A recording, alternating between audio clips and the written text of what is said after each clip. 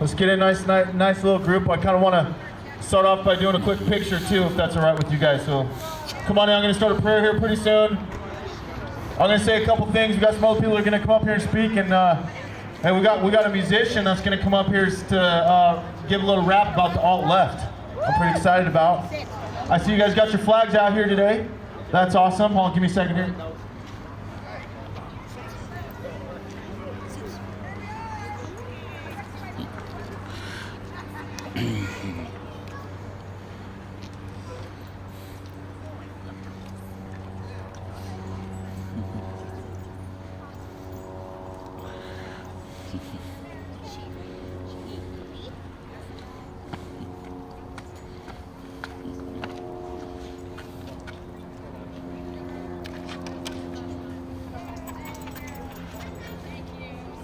All right, you guys done taking pictures over there or what?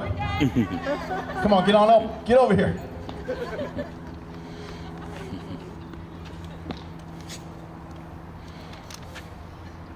All right, if you guys don't mind, as usual, we're going to start with a quick prayer, okay?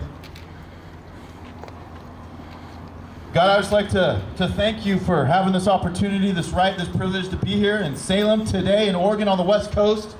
We understand there's so much going on in this country right now. There's so much, and this country has an opportunity to go somewhere where it's never been, somewhere that we can't even imagine. But the answer is not going to come from us, God. Help us understand that. It's not going to come from us. It's going to come from you. And we ask that you help us listen to what it is that we need to do to take this country into a place that's never been, to bring the love back, to bring the freedom back, to destroy the corruption and the establishment that's been ruling over us for way too long. Jesus, I ask that you breathe your life into Washington, into Oregon, and into California. Breathe your life into the entire West Coast and the entire country. In the name of Jesus Christ, amen. Amen.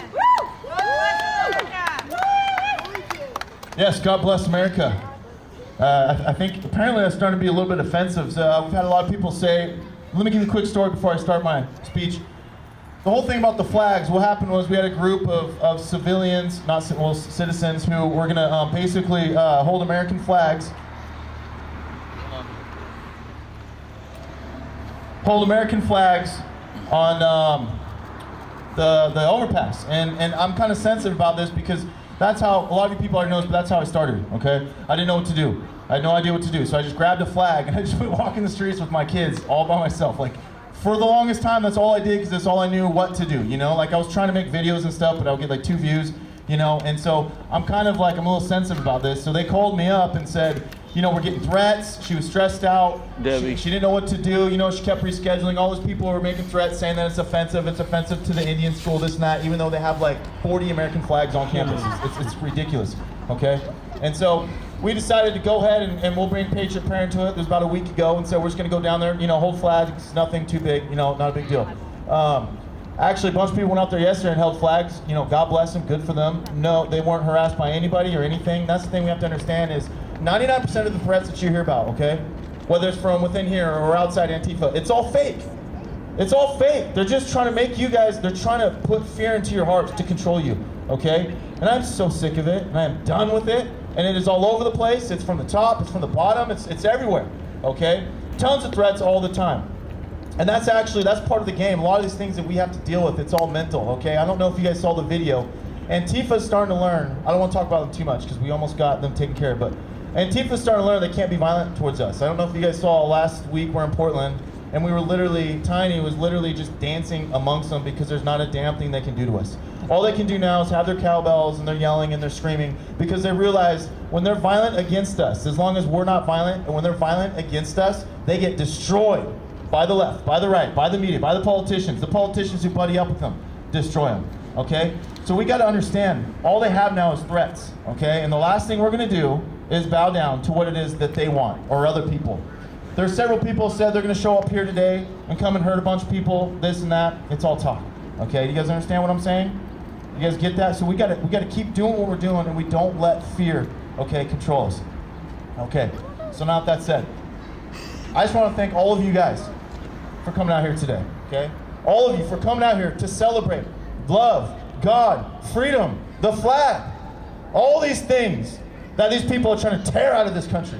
They're trying to rip it from the fabric. All these things that you guys know is so important And it is so beautiful, and we have to be thankful. We cannot take this stuff for granted anymore. One of the biggest problems, we have these kids who are literally kids, and then some of them are like 30 years old, okay? We have these kids who they've been raised to take for granted the things that we have. They take for granted the freedoms that we have. The freedoms that veterans have fought for, or people have died for. And that's done on purpose. They're spoiling them. And they're doing that on purpose because when you're not thankful for something, you won't fight for it. When you don't care about freedom, and you take it for granted, you won't put your life on the line for it. You're not going to come out here, you're not going to go marching in Portland, you're not going to be doing any of this stuff, okay? Because you're not thankful for it. And that's the thing that we got to understand.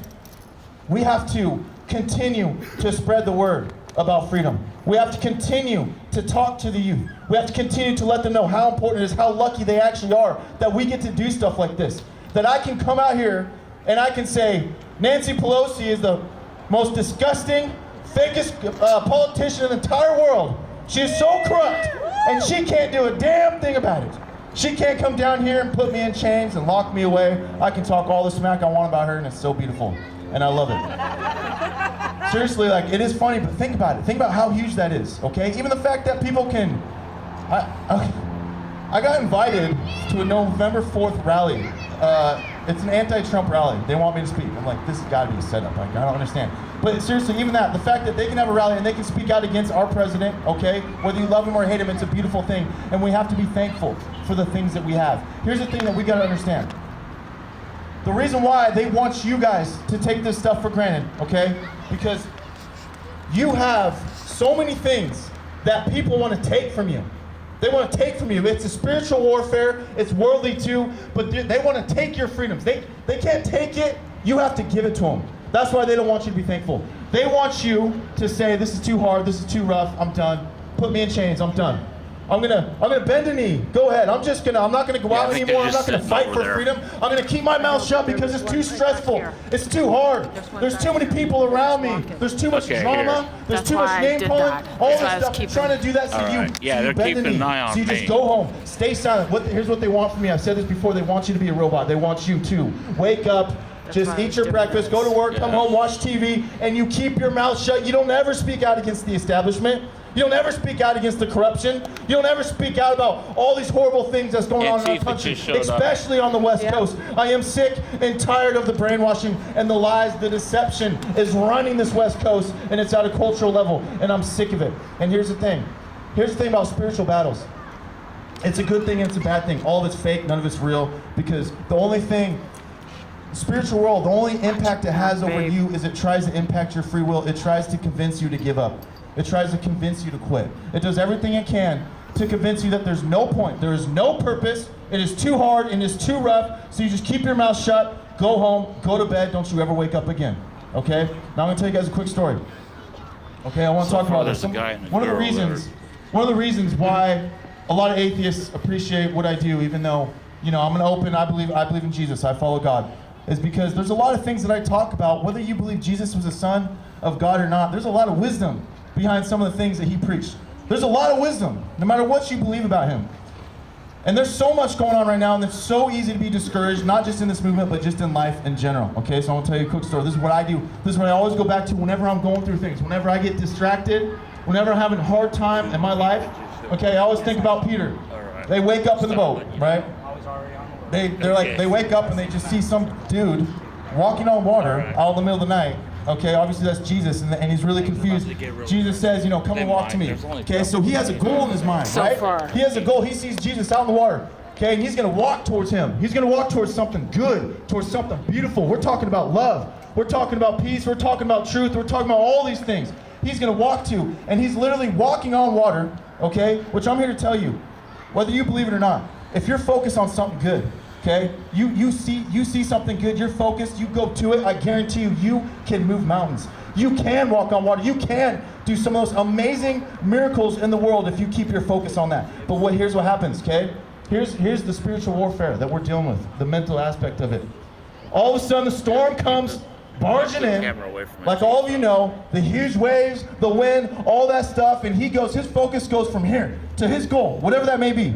Okay, his goal right here, and all of a sudden, it's the wind, it's the storm, it's the waves, and the fear comes in. And you lose complete focus. And what happens when you lose faith and you lose focus, and what happens is he begins to sink. He begins to drown, and then he gets even more afraid and more afraid, okay? And that's the thing that I always go back to every single time I'm having a hard time, every single time I'm discouraged in this movement, with my family, with anything, whatever it may be, okay? At that last moment, okay, he put his hand out and he said, Jesus, save me, okay? And Jesus calmly walks up, puts his hand out, and said, kind of laughs at him, says, you've no faith. Puts his hand out and pulls him out, and once again, his focus is on the right thing. And that's what we got to do, ladies and gentlemen. This isn't easy what we're doing, okay? We're trying to change the world here. We're trying to change the world, so there's going to be so many storms coming in, so many, all over the place. It's going to come from within, it's going to come from outside, it's going to come from all over the place. But you have to stay focused. You have to believe, and you have to stay faithful, and you got to keep focus and faith. That's the thing. You got to take that wind, that storm, and you got to use it to power your sailboat. Take that wind and get out there and go towards what you believe in. Okay, the other thing that I want to talk about. Here's what I do, okay? And this is the thing there's a reason why you guys are out here today, so you understand this. Some people are going to watch this video who believe what we believe in. They don't want to do anything though. They're staying at home, they're afraid, they're scared, whatever it may be, okay? The one thing that's always motivated me, the thing I always think about, that's so important to me, is I think about when Jesus was carrying the cross, okay?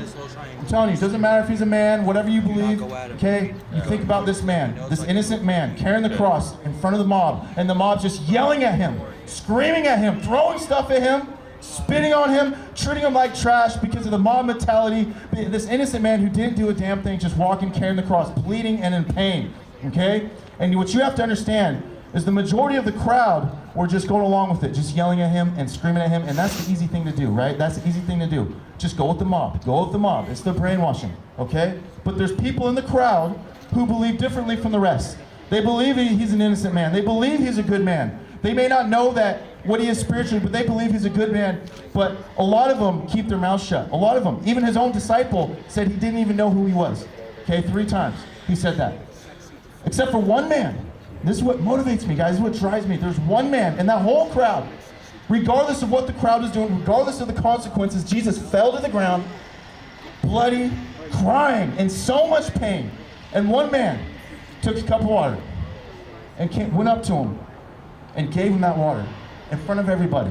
No matter how hard that may have been, no matter how much he may have been made fun of, all the name calling, maybe even persecuted, it doesn't matter. He did what he believed is right, and that's what we got to do in this country. We have so many people who are staying at home. We have so many people who are keeping their mouths shut because of the mob mentality. Because so many people want to make fun of others. So many people want to tear people down for what they believe in, even though you know what is right. You know what is true. And we have to continue to preach this. It doesn't matter if it's for many of you, it's spiritual, many of you, it's not. But the truth is, it's about doing what's right and stand up for what is right. Every single day. Every single day. We all fail. I fail. I lose my focus. But the thing is, we gotta even take this at a smaller level. We gotta take this stuff that we do. It's not just showing up here today or showing up at other things or whatever you're doing on Facebook. It starts at home.